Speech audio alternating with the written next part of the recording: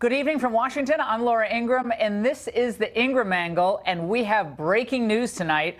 The Washington Post is now reporting that former FBI Director Andrew McCabe has been fired. Yes, the embattled former FBI director we know what happened with him. We know that his wife obviously was running for state representative, got help from Terry McAuliffe. Of course, his PAC donated hundreds of thousands of dollars to her campaign. It was not revealed at the time, and that raised a huge problem. And he's been embattled now for, several months. A lot of us thought he would have been fired a long time ago. Remember, his pension, he would have kicked in his pension on Sunday. Yet, if he's fired today, looks like that pension will not kick in. San Francisco attorney Harmeet Dillon, who's also the national committee woman for the Republican National Committee for California, is with us now. Harmeet, breaking news tonight. This really should have happened a long time ago. I don't know why they wait until 2 days before he would retire and his pension would kick in. But nevertheless, this is the news tonight. Your reaction? Well, I agree with you, Laura. I think this should have been done a while back, and the FBI Director Wray has already taken steps to remove McCabe from any positions of authority. But I guess the triggering event here is the Office of Professional Responsibility investigation and recommendation, and I guess the Attorney General did not want to act until he had that recommendation in hand and make the decision himself. So I'm glad this action has been taken. Clearly, Mr. McCabe was at the heart of a number of troubling controversies at the FBI, starting before the election and then continuing through today. So maybe this is the beginning of some reckoning happening at the FBI with this head rolling. And of course, there are others, Lisa Page, Peter Strzok, and others who are involved in these. Yeah, and we have the Peter Strzok news. Yeah, we have this Peter Strzok news that we're also going to get to, his relationship with the judge who has since recused himself. Let's go to Alan Dershowitz. Professor Dershowitz, this just broke minutes ago, the Washington Post. McCabe is out. Your reaction? Well, I want to see the evidence. If the evidence conclusively demonstrates that he was less than candid and misled investigators, then the firing seems justified. But I think you have to have a fairly high threshold to fire somebody on the eve of his retirement and take away a pension that he's earned over a long, long period of time. 20 years. Of pretty good service. So, yeah, I want to see this. I want to see the evidence. If the evidence justifies it, fine. As far as Strzok is concerned, that seems to be an open and shut case for firing. Yeah, we're going to get to Strzok. Yeah, let's get to Strzok in a minute. Let's hold that separately because that's a separate issue involving the judge in the case, which, again, this comes out today after investigative reporter Sarah Carter breaks the story. Which, I mean, it's like we keep saying every day, it can't get worse, but it keeps getting worse. Joining us now, and we're delighted she's with us, is Sarah Carter, who broke the story about Peter Strzok's friendship with the judge in the case. Sarah, we were talking just a few minutes ago in the hallway. You said keep your eye out for the McCabe firing. It could happen. You have good sources in justice because it did happen. Tell us what led to this happening 2 days before he would have gotten his pension. I mean, it seems a little odd that it would be happening this late. Why did it take this long for the Office of Professional Responsibility to come to this decision? Okay, the Office of Professional Responsibility, OPR, did come to the decision that they wanted him fired after Michael Horowitz uncovered a lot of information on Andrew McCabe. The Inspector General. Exactly, the Inspector General at the DOJ. And that was then referred to OPR. And I think there's a lot of extenuating circumstances here. I don't think we've heard everything. I think there's a lot more than just misleading the IG and the FBI and also leaks, which is what has been reported, right? So we only know a little bit. Give us the 2 or 3 things that are the most egregious that have been out there that called into question his professionalism in handling his job. Oh, I think certainly the leaking to the media, number one. Yep. Also, the fact that he lied. He basically lied to the FBI, to his own employers, and to the IG. And I think that about his relationship, actually, and his friendships with Strzok, about what was happening with the Hillary Clinton email investigation. And remember, he gave that information to the Wall Street Journal. Apparently, he authorized that. And when they broke that story, and then he went back and the IG said, hey, were you responsible for authorizing these leaks? He said no. That's according to sources that I've spoken with. But I think this goes far beyond that. I think they're also looking at possible criminal charges, and that could be very serious. Wow. Alan Dershowitz and Harmeet. Let's go to Harmeet first. Criminal charges against Andrew McCabe. This is the second time I've heard this today.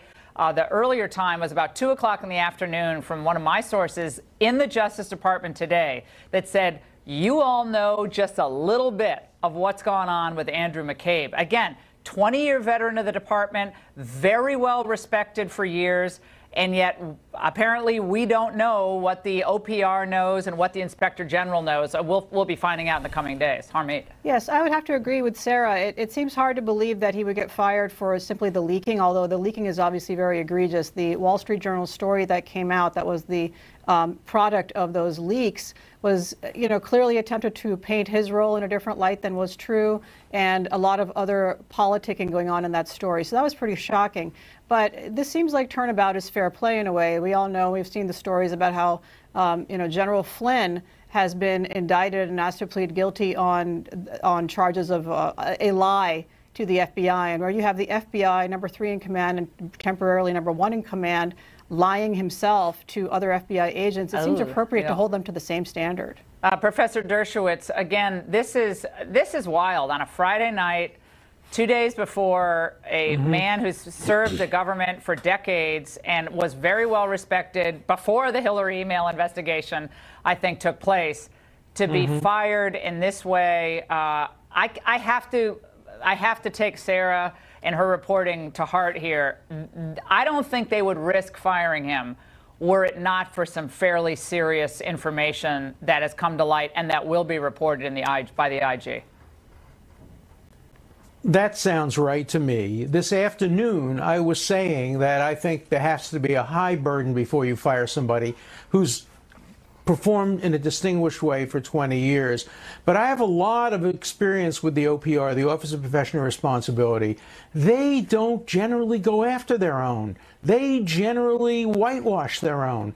And when the OPR comes to this conclusion, you really have to give it some credibility. I still want to see the evidence, but I bet you we'll see evidence that's far more compelling than what we've heard about up to now. And when they're talking about criminal charges, that sounds very, very serious. It's distressing because I had a lot of respect for McCabe based on what people who've worked in the FBI have told me over the years.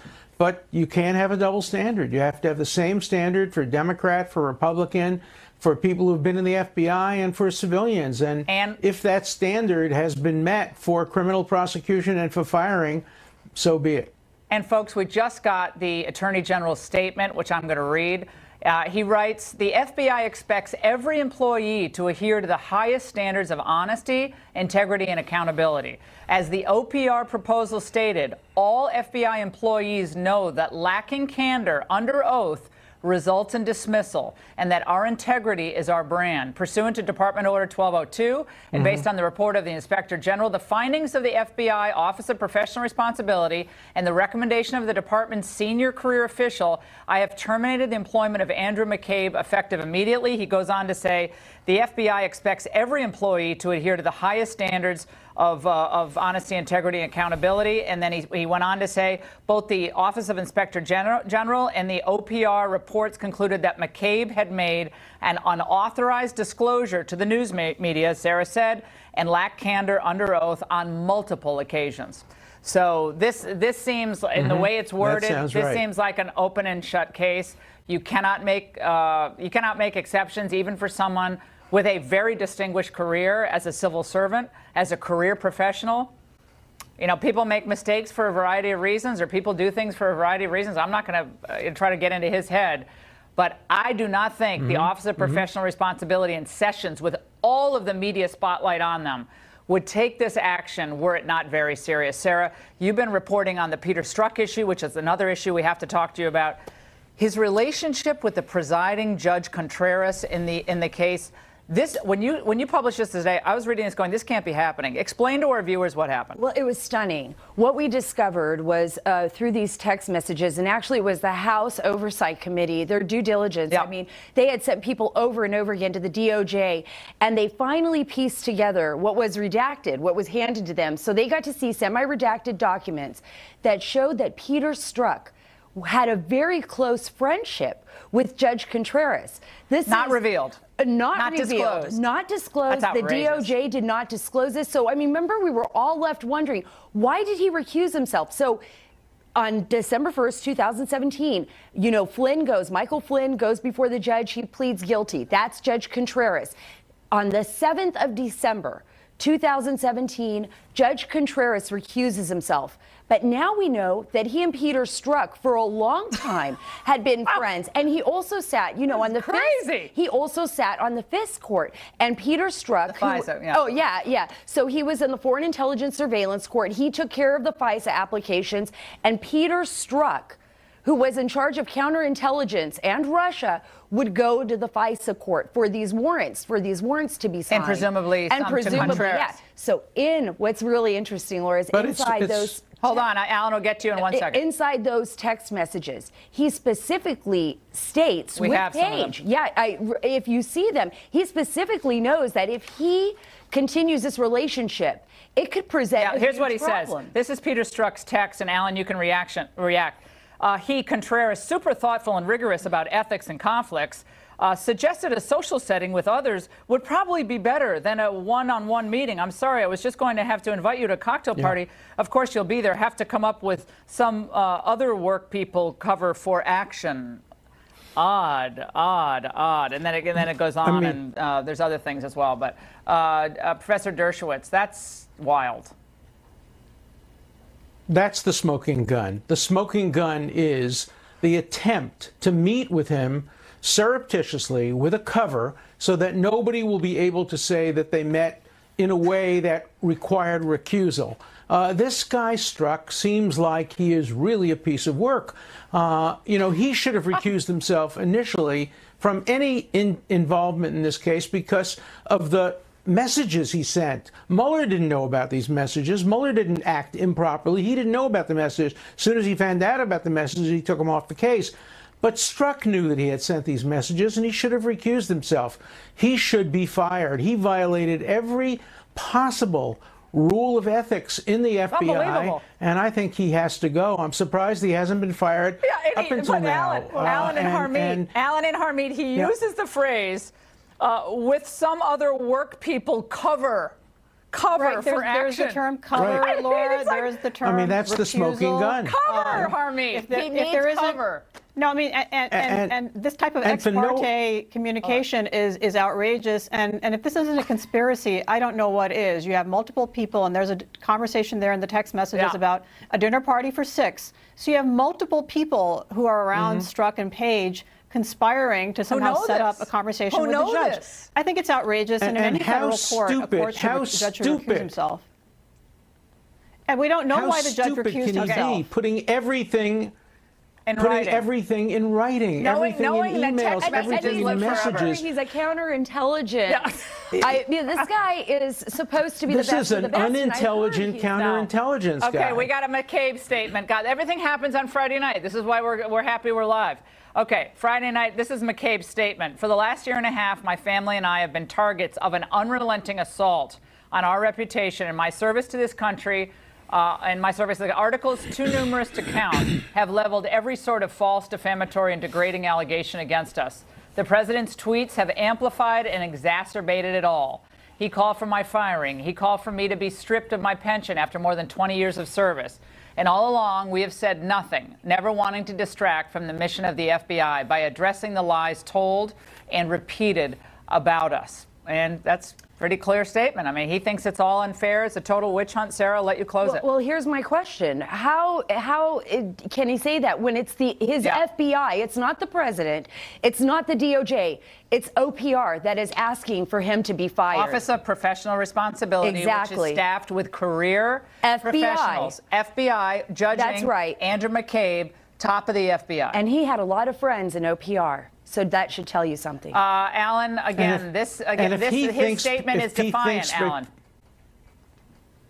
It is, but if he thought people were after him, then he should have been so careful about how he responded. And yet, if people were after them, he gave them the ammunition by not being responsive, by being deceptive, by being untruthful. So he opened the door to allowing the OPR to make the kinds of conclusions that they came to. It sounds to me like he doesn't have much of a leg to stand on. I'm sympathetic to him, but it seems to me he's made his own bed. And Laura, he's 49. He'll be just fine. We've seen lots of people in the swamp do just fine without their pensions at the age of 49 in Washington, D.C. You note that in his statement he doesn't deny the charges that the OPR leveled against him. And I think that's very telling as well. It's deflection to point to the president in his tweets. That's very fashionable in Washington, but I don't think he has answered any of the questions. What does this do, Sarah, to the integrity, whatever's left of it, of the Hillary email investigation, though? So now the guy who was leading the investigation, got Peter Strzok problems, we got McCabe fired. How does Comey fired. Yeah, of course, Comey gone. By the way, we have a photo of Jim Comey. We had a sighting of him today in McLean, Virginia. Do you have it, Nick? Can you put up on screen? He looked very concerned at Balducci's today. Do we have the picture? Yes. We'll get it in a second.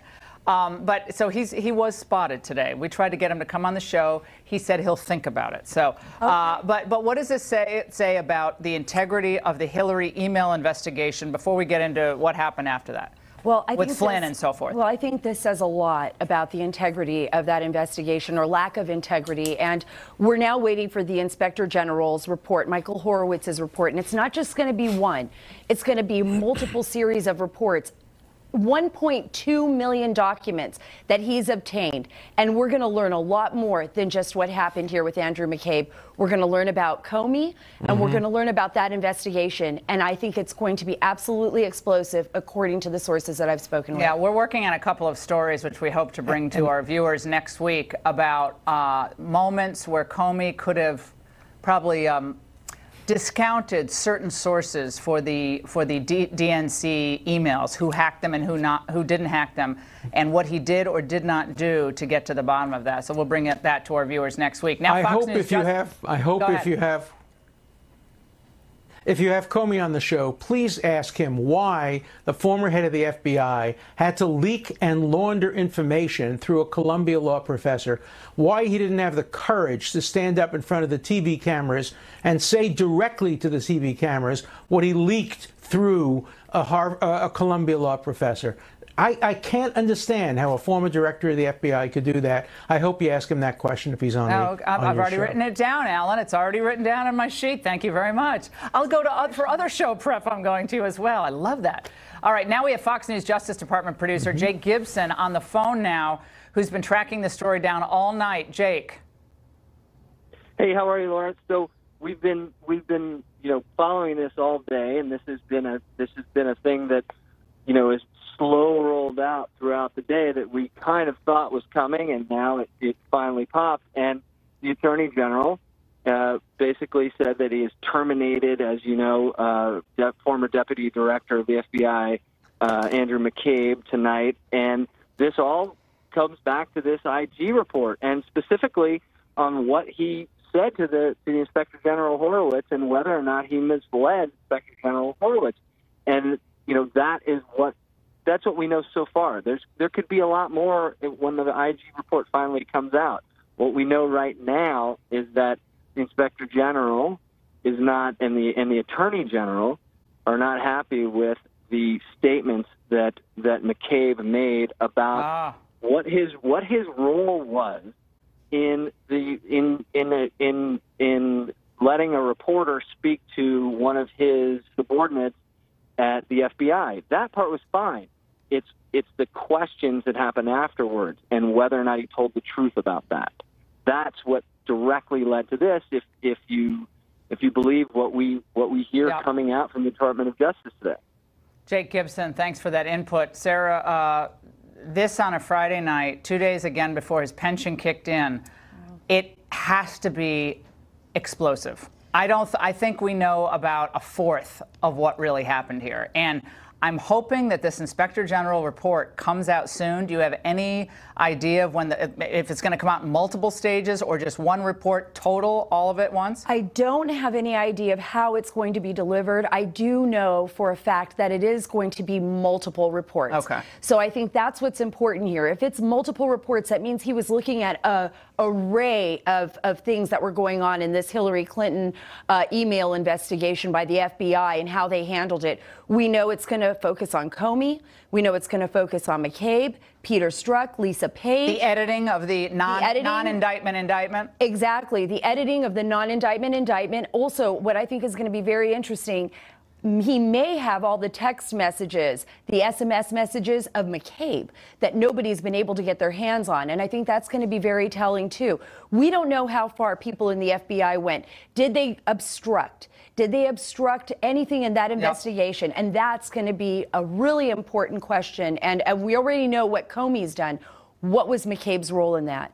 And who else was involved? Professor Dershowitz, there was a point raised today on a variety of channels and in a variety of print publications that here we have the Republican Party, mostly Republicans, calling into question the wonderful patriots, public servants in the intel agencies. And how dare you try to call into question what the intel agencies are doing? And I was on the radio this morning responding to that. And I said, well, wait a second. I mean, these are people. First of all, they make mistakes. We made a big mistake at 9/11. We thought we had something we didn't.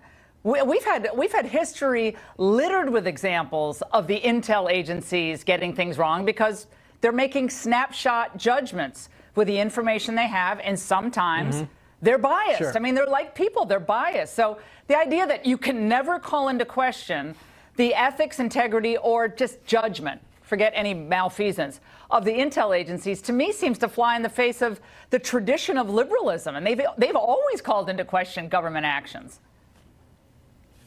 Of course. I mean, as a civil libertarian, I'm actually pleased to see this, to see the Republicans now coming out and questioning the intel agencies. The Democrats, who traditionally have done that through the Church Committee and others, are now saying, oh, no, no, no, no. Intelligence agencies never make mistakes. The Justice Department never makes mistakes. Everything's perfect when it comes to prosecuting. We're seeing a little bit of a flip here because, you know, we have the criminalization of political differences on both sides. And when that happens, you see people make hypocritical statements, but I'm thrilled that we're seeing critical analysis being done of the intel agencies. That's very, very important. I think it's important whether you're a Republican, whether you're a Democrat. We need accountability. Who will guard the guardians? And the guardians are people today who have access to the intelligence. And so I'm so happy that we're seeing a more critical eye being looked at intelligence gathering, being looked at who is doing the investigation. I think that's very healthy in a democracy. All right, we're going to continue this. We're not taking a break. The news is too big. Joining us now on the phone, retired FBI Special Agent Bobby Chacon. Bobby, again, Friday night, firing Andrew McCabe, one of the more well-respected civil servants in our FBI, really of the last 25 years. He had a fantastic reputation until he got mixed up with the Clintons or examining the Hillary Clinton private email server. Your reaction to the news of the night? Well, I'm not surprised, and I'm kind of heartened by it. I mean, look, I was a special agent for 27 years at the street level. I was a working agent. I chose not to go up into management. If I had done the same transgressions as Andrew McCabe had done, I would have been fired before now. So it's very important. There's a history in the FBI of discipline being meted out differently by to the street level agents and to the senior executives. And I'm glad to see that in this case, where you have a lack of candor, which is, by the way, from day one in Quantico in the FBI Academy, they nail into our heads that lack of candor is the biggest thing that'll get you fired. Lack of candor is a key. It's almost always worse than whatever you've done to hide the lie is the lie itself. So day one at Quantico, you're told, you know, don't lie. If you get caught doing something wrong, take your lumps, take your discipline, but don't lie about it. If you lie about it, you're almost assuredly going to be fired for it. And lack of candor is the number one reason FBI agents get fired. And you know that going in. It's not a surprise. All of us actually were expecting it, and morale would have been taking a big hit on the street level if this guy was not fired for lack of candor. Once the IG said we found a verified lack of candor, then he needed to be fired because a street agent would have certainly been fired. Harmeet, I want to go back to you. It looks like this IG report in the investigation continues. That one of the reasons why the report has not yet been issued is because our sources are telling us they keep learning more by the day. Again, they're examining all of the sensitive investigations leading up to the presidential election in 2016. So the Hillary email investigation, perhaps, of course, bleeding into the Russian meddling investigation. This is not an isolated, narrow investigation. It seems to be getting broader, which is one of the reasons why this report could be delayed. It might not come out when we thought it was going to come out. And it has to lead us all to conclude that we are, again, just skimming the surface so far of what we know about potential biases in this investigation, Harmeet. Absolutely. And one of the investigations that you didn't mention is the Hillary Clinton Foundation investigation. And that was actually the subject of that Wall Street Journal article that grew out of the leaking from the 2 FBI agents that was authorized by McCabe. So we see this, it's not an exaggeration to say it's a web. And, you know, you see a few people in the middle of it, but the web seems to be spreading. And there's 1.2 million documents we're aware of that the Inspector General is looking at. That's a huge amount of documents. It doesn't surprise me it's taken this amount of time, but we have by no means begun to see the end of it. Like I said, I think that this firing today may be the beginning of the reckoning happening in the FBI, which will be for the betterment of the agency. And as a Republican civil libertarian, I have to say that, unbridled power that the government has is of deep concern. Republicans have begun to wake up when we see the Michael Flynn investigation. It was shocking. And that's a good thing for our country. We're the party of limited government, and we need to respect that and honor that and get back to that tradition. I'm so glad you said that, Harmeet. And Alan, here we have liberals and conservatives agreeing. Thank you. This is where civil libertarians, conservatives can agree. Unbridled power. Unchecked power to spy on American citizens for flimsy reasons, as they did with this Carter Page. Anyone looking at Carter Page, talking to him for more than 5 minutes, knows the idea that Carter Page is like working with the Russians to throw the election is ridiculous. I'm sorry. I would bet my house on it. It's ridiculous. Alan, go. Well, remember, there's one other possibility of how information may be forthcoming. That is, McCabe may sue under his contract to get his pension. And there might be discovery and a trial. And that would be a way of getting even more information that maybe the OPR doesn't want to produce, but would have to produce as part of discovery to justify their actions, because he has a remedy under law. Well, his remedy under law is very limited, though. FBI does not have the same protections of the Merit Service Protection Board as other federal employees. So I think he's very limited, frankly. Let me read a little bit more. We have more now from Andrew McCabe's statement just released, guys, after his firing tonight. He writes, the OIGs, the Officer Inspector General, focus on me, and this report became a part of an unprecedented effort by the administration, driven by the president himself, to remove me from my position, destroy my reputation, and possibly strip me of a pension that I worked 21 years to earn. Sarah Carter, he is focusing on the president, and I think that the fact that he's going back to Trump tells you a lot more about Andrew McCabe. He is furious at the president. It's directed at the president. He's going to get a lot of attention because of his focus on the president. Well, this is what's so interesting. He believes this is all about the president. No, this is about his colleagues at OPR who found him, the lack of candor, who found he had lying. Plain and simple, he lied. A lot of former FBI agents that I've spoken to and current said, I hope he's fired. Is he going to get fired today? That's all I kept hearing all day, because they realized that if they had done this, they would have been fired too. And there's a lot of ongoing investigations right now. This is not just about Michael Horowitz. At the DOJ right now, remember, there is a prosecutor looking into the unmasking, the FISA abuse that has been taking place with Carter Page in particular. So we've got a number of investigations, and McCabe is worried. And one thing that I did hear is that McCabe has said over and over again, if I go down, I'm taking everybody else people down with him. Oh, now we have Ron Kessler, author of the book, The Secrets of the FBI, on. And Ron, I know you're not probably surprised by any of this, but I think Harmeet's point, Alan's point, Sarah's made it, Bobby's made it. This could be the beginning of something really great for the country. Namely, we clean out the underbrush in our intelligence agencies. I know that's a big call and it's a big wish, But it's time to clean out the problem people. And if Andrew McCabe lied and misrepresented, as the Office of the Inspector General is going to conclude, and Office of Professional Responsibility confirmed, that is a real problem. You're supposed to be calling balls and strikes at the FBI, not, advocating on behalf of one person because of their political party. Ron, your reaction tonight? Well, sure. It is absolutely shocking. There has been no case of proven abuse at such a high level of the FBI since William Sessions was fired as FBI director over his abuses, which was, by the way, because of what I found in one of my FBI books. But it's good that we're finally getting some clarity on some of these issues. There's been a lot of smoke and mirrors, I think, about some of the allegations involving the FBI. But here it's clear cut, and he is being held accountable. And I think it's positive that we're going to try to get some resolution to all these issues. Well, and the idea that this is just mean-spirited targeting of the FBI, Sarah Carter. What might this mean down the line for Loretta Lynch and perhaps even Barack Obama? Because the idea that all those people, no one knew what was going on, no one had any idea. What could we be looking at here? Oh, we could be looking at an unraveling now so quickly of information and evidence on everyone. I mean, this is going to push everything over the edge. Comey has got to be worried. Loretta Lynch has got to be worried. And Barack Obama, because remember, Susan Rice, she even sent that email to herself after she had met with... Remind everyone about the email. Yeah, so they had this January 5th meeting, 2017, where she was there with Barack Obama, and I believe was Loretta Lynch there as well.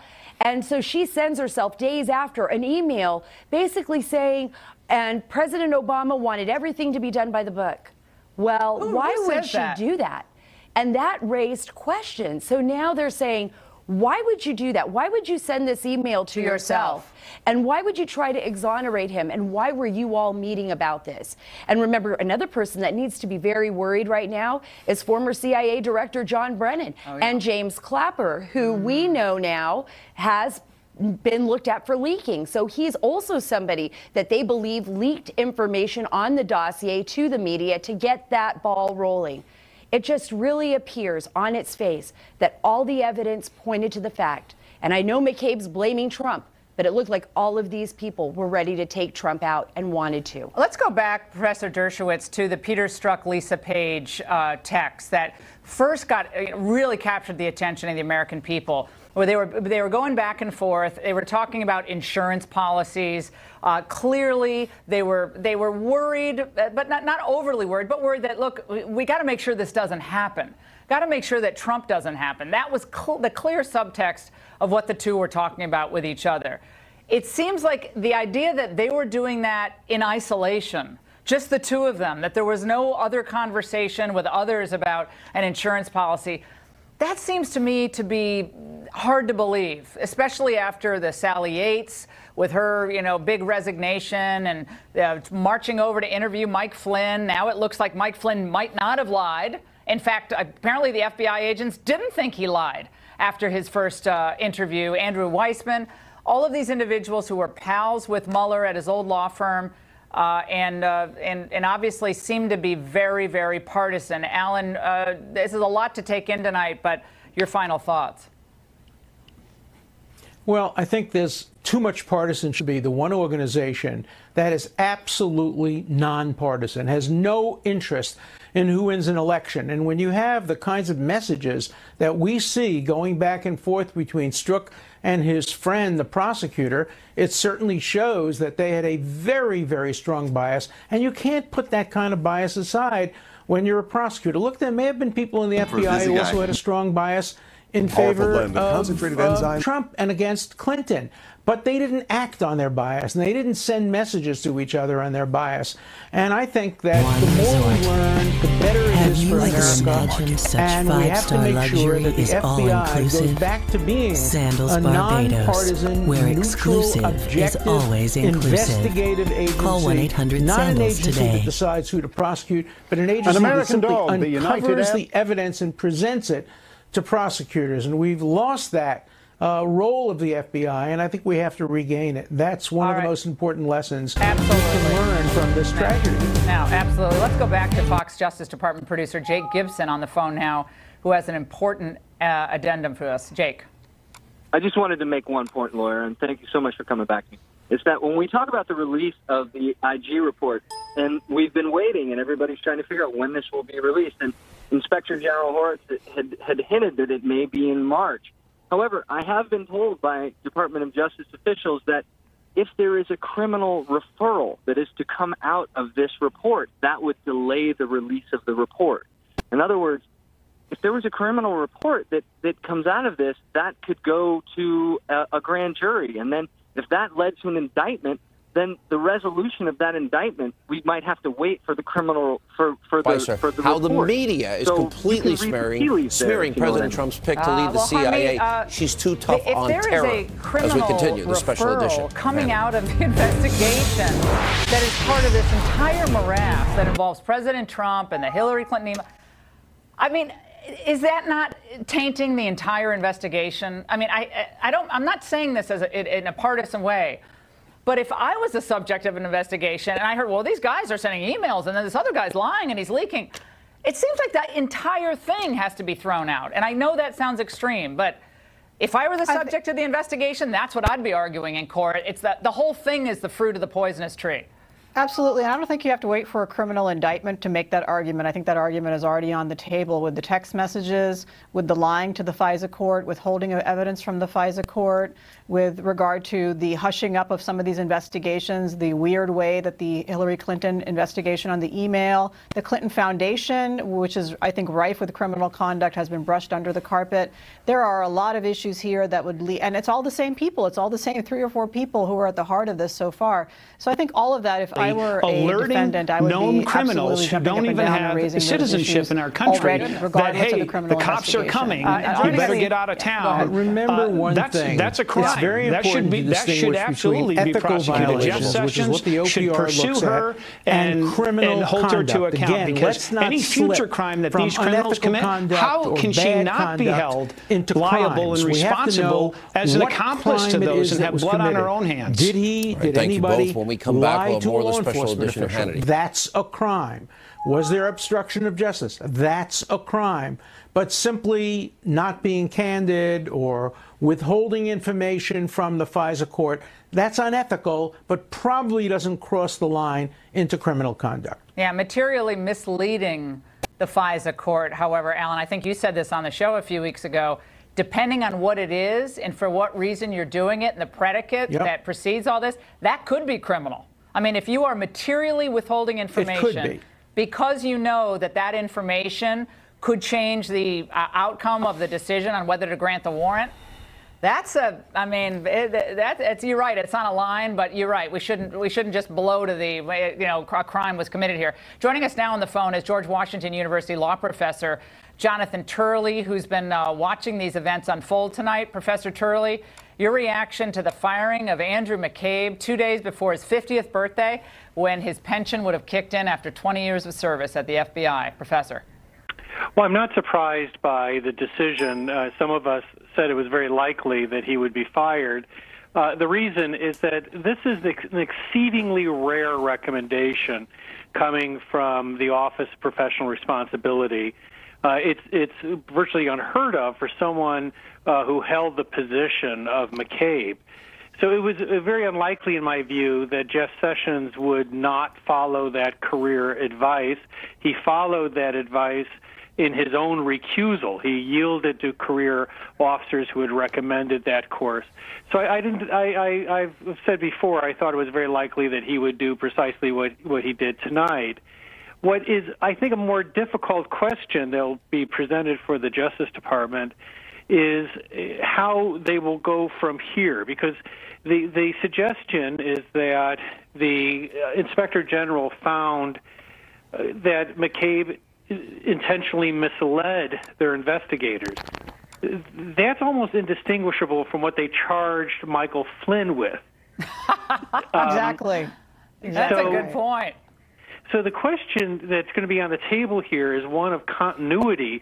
Flynn is accused of lying about Let There Be Light. the meeting with the Walmart Russians. this He weekend, Amazon.com. The whole family can watch it. Hannity.com. Hope you have a great weekend. We'll see you back here. A lot of news we expect on Monday. Hope you join us. McCabe is accused of misleading investigators on something that was a violation. Good evening from Washington. I'm Laura Ingraham, and so this I is think the question will be raised as well. Is this simply a matter of a pension, or because for Flynn it was a matter of prison? Yeah, it can't be. Yeah, 18 U.S.C. 1001, and now it looks like Michael Flynn might not have had that requisite intent to lie. We're going to keep hearing about it. He's trying to withdraw perhaps that guilty plea. We're going to keep this panel going. Let's bring in Republican Congressman from the great state of Wisconsin, Sean Duffy. Sean, you know, we knew you were going to be on, so we have a big breaking news night. We got Andrew McCabe, Deputy Director of the FBI, fired right before his big pension was going to kick in. Huge controversy swirling around this. Some already crying foul, saying this firing is political, but it was done at the behest of the Office of Professional Responsibility, which is not a political office, and their conclusions about his conduct apparently devastating. Congressman Duffy. Yes, although I've criticized Jeff Sessions quite a bit, that he actually held back a little bit and waited for the Office of Professional Responsibility to give us a recommendation in regard to Mr. McCabe. I think he handled it correctly. But Laura, no one gets fired in the swamp. That we have a former head of the FBI who's now fired, I think shows that the system actually can work. And I look at the FBI, I mean, not the boots on the ground, but at the top of the FBI, this place is rotten. And thank God Donald Trump was elected so we can start clearing out all of these rotten individuals who are playing partisanship with one of the most powerful agencies that exist in Washington. Think back to Lois Lerner. I mean, Lois Lerner at the IRS, who targeted conservatives and conservative groups. The status quo was you leave those people in, you let them retire, and you let them get their pensions. Under Donald Trump draining the swamp, you start firing people who violate the ethics within their agency or violate the law. This is a great thing. Yeah, there's Frank Montoya Jr., former senior FBI official, saying that this is a political hit job on McCabe, his supposed ideological bias, the fact his wife ran for office as a Democrat, the attacks on his competence are way out of line. Sarah. Again, no, because this can't be a political hit job if OPR, the Office of Professional Responsibility, got documentation, provable facts that he violated his oath as an FBI agent and lied. And who did he lie to? He lied to the Inspector General. He probably lied to other FBI agents. And this could be leading to criminal charges. So, no, I'm sorry. I know they want to defend him. He did serve his country. It's a tragedy that we see this happen before everyone. But we really need to know the truth. And the FBI, as well as other agencies, really need to be cleaned out. Was he under investigation before the Trump administration? Was this investigation predating Donald Trump? Because I keep hearing whispers about that. Well, there are whispers, and part of that is due to the fact that he was under investigation for possible Hatch Act violations. He was referred by Senator Grassley as well to be investigated for not appropriately disclosing the amount of money his wife got from the, unsuccessful bid for the state Senate in Virginia. Terry McAuliffe. Yeah, from Terry McAuliffe. His PAC. Yeah, and so there were some issues there. Also, a sexual discrimination lawsuit. There were issues there that he had to deal with. But this investigation spiraled out of the evidence that came forth when we started to realize McCabe was at the center of this, Comey was at the center of this, text messages, the investigation that Michael Horowitz has done exceptionally well at. Am I good to roll? Yeah, go ahead. Yeah, let's go. Sean, hold that thought for 1 second, because we have Congressman Mark Meadows on the phone as well from the House Freedom Caucus, member of the Oversight Committee. Congressman Meadows, look, we for months have been saying, how did you have the same people who were investigating Hillary's private email server also oversee the investigation into Donald Trump's possible collusion with the Russians? We saw that with Peter Strzok. We then found his text messages, and now the conclusion by the Office of Professional Responsibility about Andrew McCabe leading to his firing tonight. Your reaction to this huge breaking news night, Congressman Meadows? Well, it is unbelievable news, and like my good friend Sean Duffy was talking about, the fact that no one ever gets fired from the FBI and DOJ without there being real credible evidence. So the suggestion that this is a political hit job is just not accurate. I mean, when you look at the responsibilities of OPR, you know, they've got certain guidelines that they go by. But what it does call into question, Laura, is this: is if you have now Peter Strzok and Andy McCabe protect us. So what about the FBI's morale, Congressman Duffy? At this point, can it begin to recover? Will this be seen as a shot across the bow? Professional career agents, I think they don't like this cloud hanging over the FBI. They just want to do their job. There's good people there. I agree. They show up, they sign up to serve their country in the FBI or the DOJ. And when you have the top of an agency or a bureau that's rotten like this, it's disheartening. But I think you give them hope when you start to clear it out and say, you know, we're going to get back to the basics, back to an honorable organization. And so I think this is the beginning of a new and fresh start for the FBI. But Laura, what I think is interesting, though, we've been wondering, how did all these leaks happen? How are all these stories getting into the press over the last year and a half on Donald Trump and the investigation? And now we see that it was coming from Andrew McCabe and from James Comey himself. The question I have is, remember when Comey went and briefed Donald Trump on the dossier? No one reported on the dossier until someone leaked that Comey was actually briefing the president on the president-elect, Donald Trump, on the dossier. They leaked that to CNN, and all of a sudden, every news outlet could report on the dossier. The leaking that came, I think, from the FBI and the DOJ was advancing their story against Donald Trump, and it wasn't some low-level people. It appears from the information we're now getting is it was coming from the very highest level of the FBI and the DOJ. Well, and the leaking continues, by the way. The leaking isn't over. The leaking continues, whether McCabe is there or not. By the way, we have more from Andrew McCabe's statement. This is the gift that keeps on giving. He says, this is on the special counsel, he says, this attack on my credibility is one part of a larger effort, not just to slander me personally, but to taint the FBI, law enforcement, and intel professionals more generally. It is part of this administration's ongoing war on the FBI and the efforts of the special counsel investigation, which continue to this day. Their persistence in this campaign only highlights the importance of the special counsel's work. Not to say, Alan Dershowitz, that he's prejudicing the special counsel's work. There's not that Andrew McCabe thinks the special counsel has enough to write an impeachment report against the president. I think that part of the statement is very revealing. Your reaction? Yeah, well, first of all, the one office that the president cannot influence is the Office of Professional Responsibility. Let's assume McCabe is correct, that the president wanted to get rid of him. Let's even assume that the Attorney General wanted to get rid of him. There's no way they can influence the Office of Professional Responsibility. They are civil servants. They are career people. They are non-political. Nobody has ever questioned their credibility. They just can't do that. And so I think the real fallacy of his whole trying to politicize this thing is he can't get around the fact that the Office of Professional Responsibility is doing this. Now, I want to point out one irony. We're all talking about leaking. And if one result of this is if we can stop leaking from the government, we will all be so much better off. But how much of the news reporting that we've done tonight came from leaks? Yeah. The media loves leaking. The media lives by leaks, and yet we condemn leaks. I think we have to all get together and say, finally, the Justice Department and the FBI have to stop leaking, even if that means the media doesn't get some of the stories it wants. You just can't have real justice by leaking. Well, but it's about the type of leaks. This is about the type of leaks. Look, when the dossier was leaked and it went out, remember this, it went out. Now we believe it's James Clapper. That's the information that I've received, that it was James Clapper that leaked the dossier to CNN and basically said that the president had been briefed. That gave it legs of its own. Oh, suddenly it was like a credible document. This was an unverified and salacious document. This was former Director Comey's own words. This wasn't a credible document. That's the difference. That's the difference between a solid leak because somebody's trying to get information out there and a false leak. And I want to just remind everybody. Yeah, but I think you can't start making that distinction. Hold on. I want you to continue that thought. But just I want to remind our viewers for a moment. Andrew McCabe, the reason that he began to, first his credibility began to be called into question was because in 2015, his wife was running for state office in Virginia.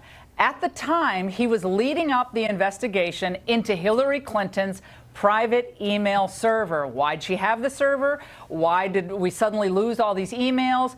And he did not reveal his wife's having received several $100,000 from the PAC closely associated with Terry McAuliffe, who's like this with the Clintons. Now, if you are as experienced and as credible as Andrew McCabe was before then, and you do not reveal this, you do not belong in the position of Deputy Director of the FBI. As a first-year associate, Professor Dershowitz, knew, as a first-year associate at Skadden Arps, I knew that you could not do that. You had to reveal the potential conflict of interest, at least the appearance. And then people would probably say, that's okay, thanks for revealing it. But you have to reveal it.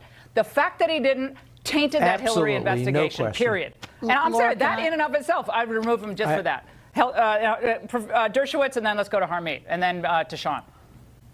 No, there's no question that when you know you have a conflict, you must reveal it. That was Strzok's problem. That was McCabe's problem. We have to always have transparency.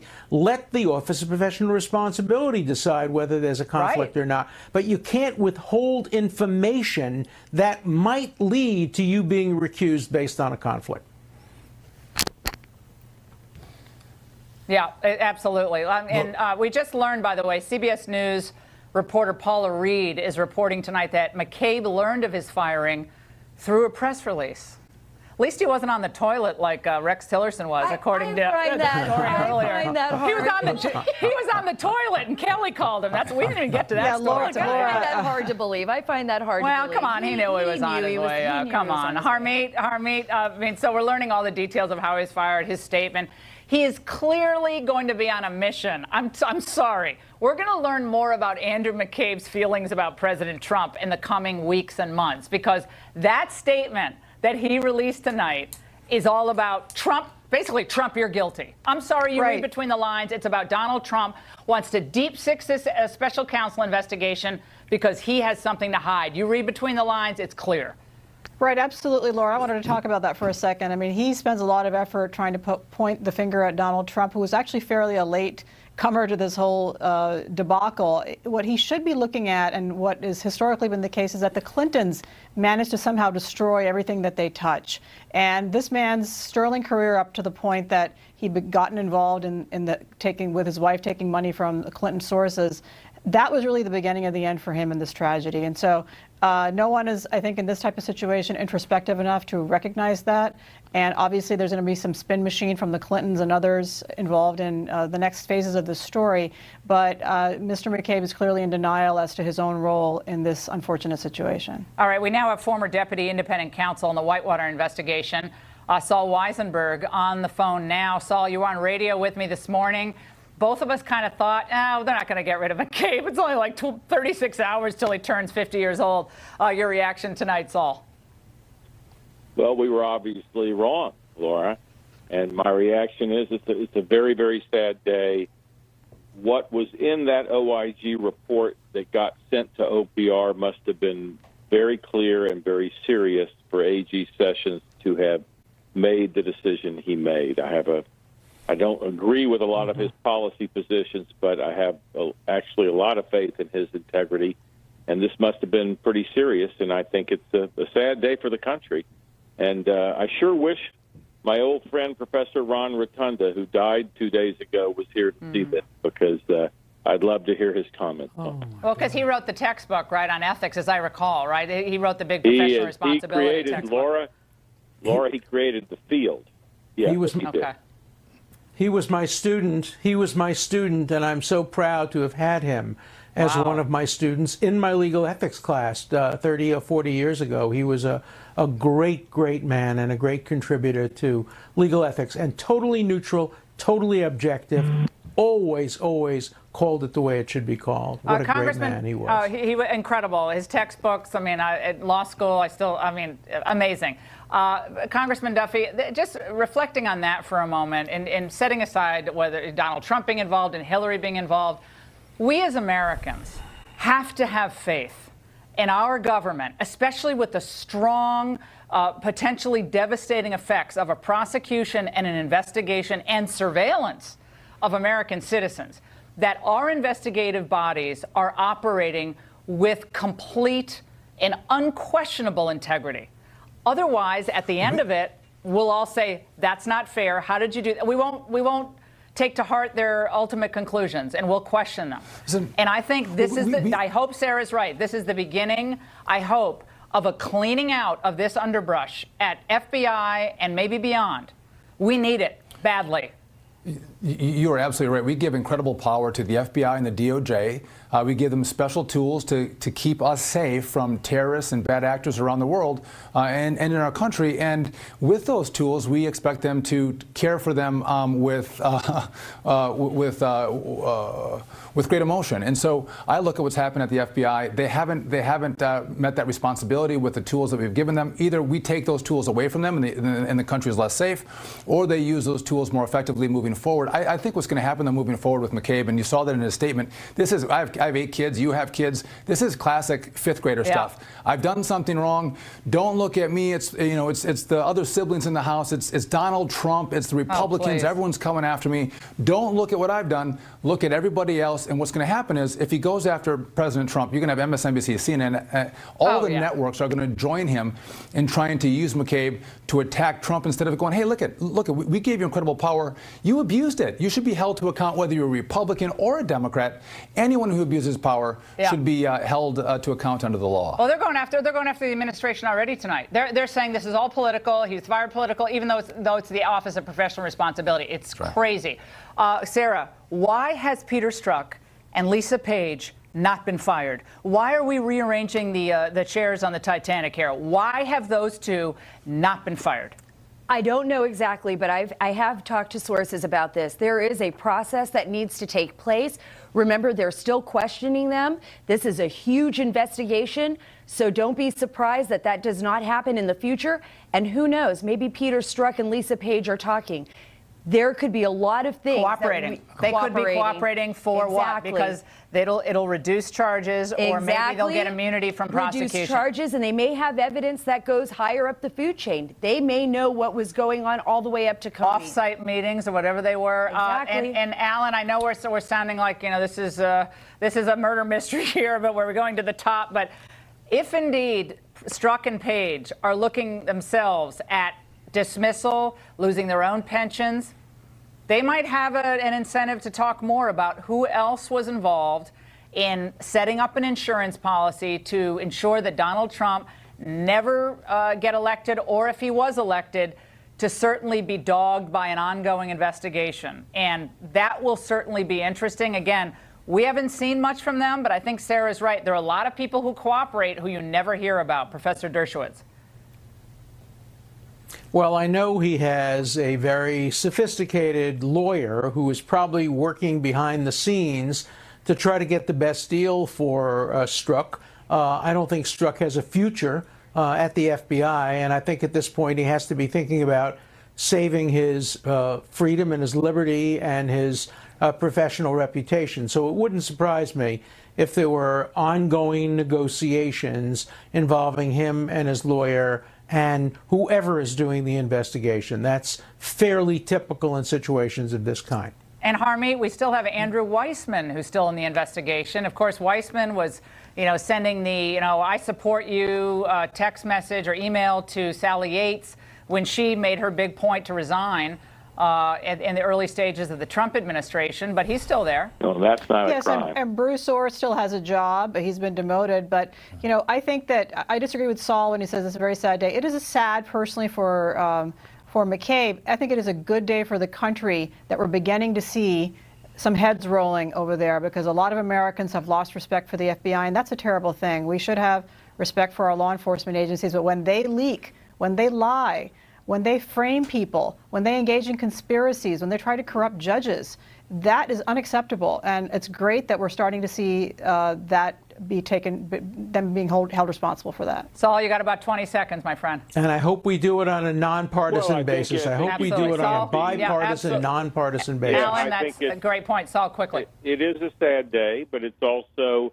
you're right. It's if somebody did wrong, they need to be punished for it. So you can have both emotions. All right, guys, thank you for all. What a phenomenal panel. I couldn't have asked for better people. Thank you for rolling with the breaking news tonight. You've got to love this quiet Friday nights in the Trump era. Ed Henry, who's in for Shannon Bream, is up next. Fox News will be covering every angle of this story throughout the weekend. Follow me on Twitter at Ingraham Angle. Everybody have a great weekend. See you Monday.